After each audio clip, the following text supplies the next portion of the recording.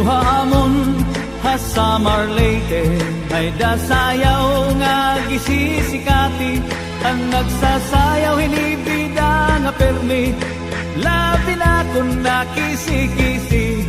Ang hermana ang nangunguna, gindadara hapot nga ni Kapitana. Nanhipausan mga bisita, han kadamuhan iragala.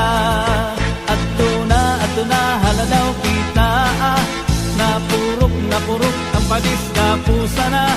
Ang kritis mabuthan gala tiruka, upay-upayang pamustura. Ato na haladaw kita, napurok ang padis na pusa na. Ang kritis mabuthan